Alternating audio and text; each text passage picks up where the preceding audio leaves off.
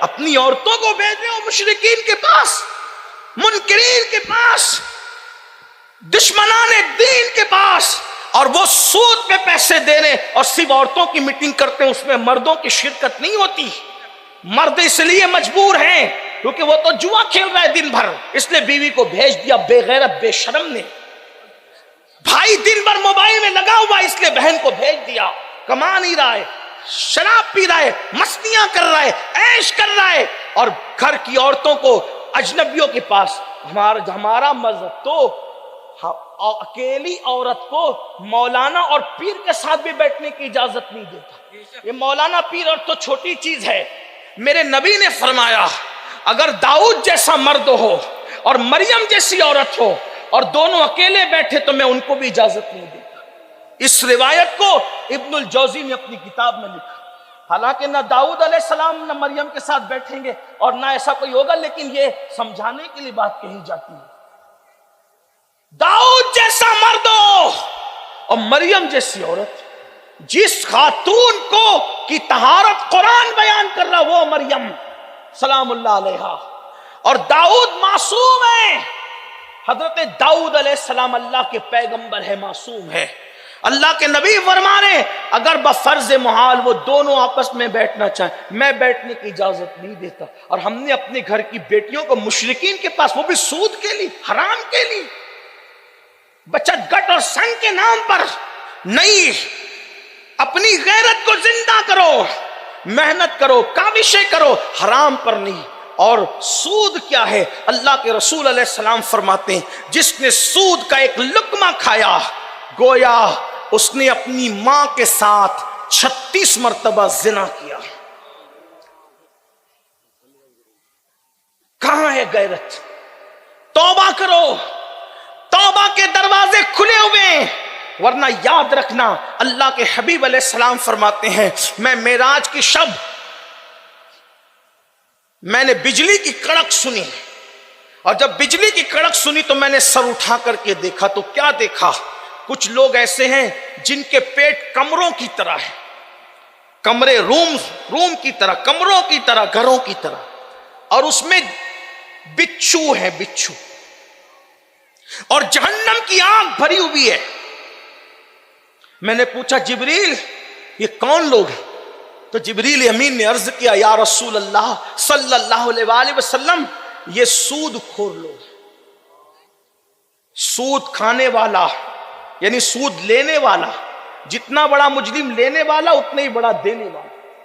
اس پہ گواہ رہنے والے پہ حضور نے لعنت فرمائی، سود لکھنے والے پہ بھی حضور نے لعنت فرمائی، گواہ بننے والے پہ بھی لعنت، لینے والے پہ بھی لعنت، دینے والے پہ بھی لعنت، لکھنے والے پہ بھی لعنت۔ اللہ اکبر!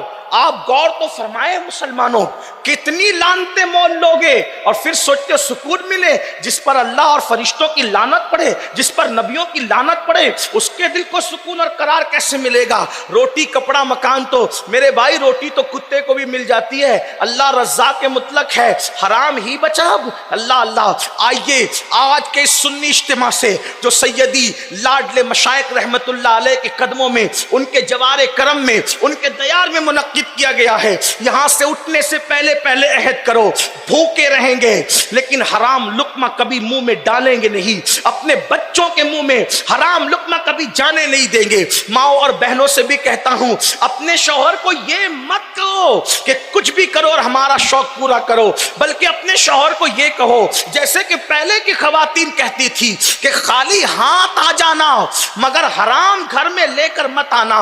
ہم بھوکے تو رہ سکتے ہیں لیکن اللہ کی نافرمانی نہیں کر سکتے۔ آپ جانتے ہیں میرے بھائیوں جو بچے نیک بنتے ہیں اللہ اللہ کس وجہ سے بنتے ہیں؟ اس میں حلال کو بہت دخل ہے، اور بچے جو باغی بنتے ہیں وہ کس وجہ سے بنتے ہیں؟ اس میں حرام کو بہت دخل ہے۔ اپنے بچوں کو حرام لقمے سے بچاؤ۔ جب سیدی مخدوم اشرف جہانگیر سمنانی اپنی ماں کے شکم میں آئے تو ان کے والد نے اللہ اکبر ذمہ داری سونپی تھی گھر والوں کو کہ میری بیوی बीवी के पेट में कोई मशकूक डाउटफुल लुकमा जाने ना देना। लोगों ने पूछा था वजह, कहा मेरा बच्चा परवरिश पा रहा है, अगर बीवी के मुंह में चला गया तो उसका असर बच्चे पर पड़ेगा, और जब बच्चे पर हराम का असर पड़ेगा तो मेरा बच्चा अल्लाह वाला नहीं हो सकता, मेरा बच्चा नेक और परहेजगार नहीं हो सकता। मेरे आका सल्लल्लाहु अलैहि वसल्लम के दीवानों, अंदाजा तो करे, इसलिए हलाल को लाजिम पकड़ो। आज से पहले जो हुआ सो हुआ, उसके बारे में अल्लाह की बारगाह में गिड़गिड़ाओ, रो, सच्ची तौबा करो। याद रखिए बहुत सारे ऐसे बंदे हैं जिनकी जिंदगियां मुब्तला थी इन सारे कामों में, लेकिन उन्होंने तौबा की तो अल्लाह ने उनको माफ किया। बस अपनी गुफ्तगू को मुकम्मल करते हुए इख्तिताम पर एक बात कहता हूं, मुझे याद आ रही वो शख्सियत जिसने पूरी जिंदगी सूद का धंधा करते हुए गुजारा था। अल्लाह अल्लाह, उस जवान को सूफिया ने अपनी किताबों में जगह दी है। अल्लाह अकबर। अपने ज़ौक़ के मुताबिक अपने अल्फाज के जामे में बतौर खुलासा अल्लामा अरशदुल कादरी की तहरीरों का सहारा लेते हुए आपकी खिदमत में पेश करना चाहता हूं। हबीब नाम का एक जवान है, सूद का धंधा करता है, सूद का धंधा। और सूद खोरों के बारे में इब्ने हजर ने अपनी किताब में लिखा कि सूद खोरों की कब्रों पर शबे कद्र में भी अजाब होता है। सूद का धंधा करने वालों, अल्लाह करे तुम्हारे कानों तक फकीर कादरी की आवाज पहुंचे। शबे कद्र में भी उनकी कब्रों पे अजाब होता है जिन्होंने सूद के धंधे किए। इब्ने हजर लिख रहे हैं, उठा कर देखो, अज़्ज़वाजिर उठा करके देखो, यानी रमजान शरीफ की सबसे अफजल तरीन रात जिसे लैलतुल कद्र कहते, कुरान उसे खैरुम मिन अल्फ शहर कहता है, 1000 महीनों से बेहतर रात कहता है, जिसमें बेशुमार बंदों की मगफिरत होती है, बेशुमार बंदों को बख्शा जाता है। उस रात में भी सूद खोरों पर अजाब देखा गया। इब्ने हजर लिख रहे हैं, अगर आपको यकीन नहीं आता ज़वाजिर जाकर के उठा करके पढ़ो। हजरत इब्ने हजर ने लिखा कि मैंने खुद अजाब होते हुए देखा, मैंने अजाब होते हुए खुद देखा, लेकिन तौबा हर चीज का हल है, तौबा हर चीज का हल है। मेरे आका फरमाते हैं गुनाह से तौबा करने वाला ऐसा है जैसे उसने गुनाह किया ही नहीं। तो हमारे सूफिया अपनी किताबों में लिखते हैं, हबीब नाम का एक सूद खोर था और सूद का धंधा उसका चलता था। ऐसा हुआ कि जब अल्लाह किसी को राह दिखाना चाहता है तो उसके लिए रास्ते बना देता है, बहाने बना देता है। एक दिन सुबह को हबीब अपने घर से निकले और निकलने के बाद जैसे ही वसूली करने जा रहे थे सूद की, तो नन्हे नन्हे छोटे छोटे बच्चे मोहल्ले में खेल रहे थे। खेलते हुए बच्चों ने हबीब को आते देखा तो किसी ने कहा, हटो हटो, हबीब सूद खोर आ रहा है, हटो हटो, हबीब सूद खोर आ रहा है। उसके पैरों का गुबार अगर हमें लग जाए तो अल्लाह हमसे नाराज ना हो जाए, इसलिए हटो। उस दौर के बच्चों में भी कितनी तरबियत का माहौल था कि वो सूद खोर के पैरों के गुबार से भी बचना चाहते थे। कैसे माँ बाप ने तरबियत की थी। हबीब के दिल पर नन्हे से बच्चों की नन्ही नन्ही बात चोट कर गई, लेकिन जब दिल सख्त ज्यादा हो जाता है तो फिर बहुत जल्दी से बातों का असर नहीं होता। अल्लाह अल्लाह, दिल ने बात पे चोट किया। हबीब ने अपना सफर आगे जारी रखा, जहां पर से सूद का बत्ता, सूद का हफ्ता वसूल करना था। दरवाजे पे दस्तक दी, अंदर से आवाज आई, कौन? बाहर से जवाब गया, हबीब। हबीब का नाम सुनकर लर्जा तारी हो गया। निस्वानी आवाज आई और कहा कि हबीब, हमारे घर में 3 दिन का फाका था और मेरे शौहर जो है वो तुम्हारे ही लिए इंतजाम करने के लिए गए हैं, वो इंतजाम कर देंगे हबीब, तुम चले जाओ यहां से। हबीब ने कहा, यह भी हदीस पाक में आता है, सूद खोरों का दिल भी सख्त होता है, सूद खोर लोग बेमुरव्वत हो जाते हैं, उनमें मुरव्वत बाकी नहीं रहती। अल्लाह अकबर। हबीब ने जवाब दिया, तुम्हें पता नहीं, जब भी मैं कहीं जाता हूं तो लिए बगैर टलता नहीं हूं, इसलिए मैं टल नहीं सकता, मैं हट नहीं सकता।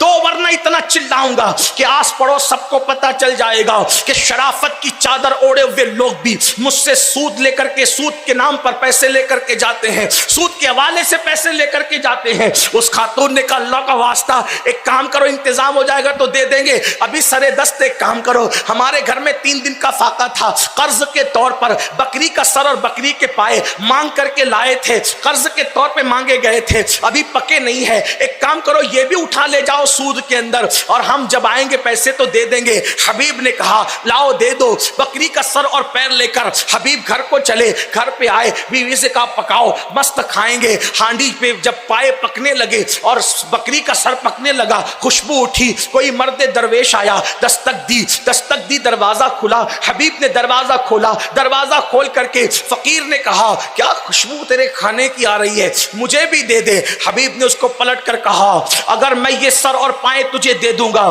تو تم مالدار نہیں ہوگا, مگر میں غریب ضرور ہو جاؤں گا. نکل جا یہاں سے, میں تیری کوئی مدد نہیں کر سکتا. ہر فقیر مانگنے نہیں آتا. کچھ فقیر بھکاری ہوتے ہیں, لیکن کچھ فقیر دینے آتے ہیں. وہ بھکاری نہیں ہوتے, ان کی فا میں فقر ہوتا ہے, ان کی قاف میں قناعت ہوتی ہے, ان کی یا میں یاد الہی ہوتی ہے, ان کی راہ میں رب سے رشتہ استوار رہتا ہے. وہ ایسے فقیر ہوتے ہیں, یعنی وہ محمد الرسول اللہ کے فقیر ہوتے ہیں. اللہ اکبر. آنے والے نے دل پہ چوٹ دی, صرف دروازے پہ دستک نہیں, دل پہ چوٹ دی. حبیب وہ دن نہیں آیا کہ تو توبہ کر کے اللہ کی طرف پلٹ جائے. موت قریب ہے, موت کی تلوار سر پہ لٹک رہی ہے. کب تک جرم کرے گا, اللہ کی نافرمانی کرے گا, کب تک خدا سے بغاوت کرے گا, پلٹتا کیوں نہیں؟ وہ تو چلا گیا. بچوں کا کہنا, فقیر کا کہنا, دسترخوان بچھنے کا وقت آیا, بھوک شباب پر تھی, دسترخوان بچا, ہانڈی سے جیسے ڈھکن ہٹایا تو پورا کھانا خون میں تبدیل ہو چکا تھا. 2 چوٹ تھی, یہ تیسری. بیوی نے کہا میں نے کہا نا کتنا ظلم کرو گے, کتنی زیادتی کرو گے, کیوں نہیں پلٹ جاتے, کیوں نہیں بدل جاتے؟ یہ سارے حالات ہیں. حبیب کا دل پلٹ گیا. دل میں خیال آیا اب میں نے سب چھوڑ کر توبہ کرنی. توبہ میں مکاری نہیں کرنا, ورنہ اللہ فرماتا ہے بندے میرے ساتھ مذاق نہ کر. جو توبہ کے نام پہ ڈھونگ رچاتے, اللہ فرماتا ہے میرے ساتھ مذاق نہ کر. سچی توبہ کرو, ایسی توبہ کہ دوبارہ اس رستے نہ جانا, دوبارہ پھر کتنا ہی سونا ابلے اس کی طرف تک کے نہ دیکھنا, دوبارہ پھر اس راستے کا تصور نہیں کرنا. حبیب نے سوچا میں نے توبہ کرنی. دل میں خیال آیا کہاں توبہ کروں, کوئی اللہ والے کا ہاتھ مل جائے, کسی اللہ والے کا سہارا مل جائے. خوش نصیبی تھی کہ ان دنوں حضرت سیدنا امام حسن بصری کی ولایت کے ڈنکے بج رہے تھے. حبیب نے سوچا چلو حسن بصری کے پاس چلتے ہیں, مولائے کائنات کے ڈائریکٹ مرید اور ڈائریکٹ خلیفہ ہیں, مولا علی کے مرید و خلیفہ ڈائریکٹ ہیں. اللہ اکبر, اللہ اکبر. حبیب گئے تو دیکھا کہ محفل سجی ہے اور امام حسن بصری اپنی محفل میں لوگوں کو نصیحت کر رہے ہیں. نصیحت کرتے کرتے کہتے لوگوں توبہ کر لو, لوگوں توبہ کر لو, کتنے بھی پاپیوں توبہ کر لو, کتنے مجرم توبہ کر لو, کتنے بھی گنہگار توبہ کر لو. اپنی کیفیت میں آتے آتے فرماتے لوگوں توبہ کر لو, اللہ معاف کر دے گا. اور پھر کہتے آج کی تاریخ میں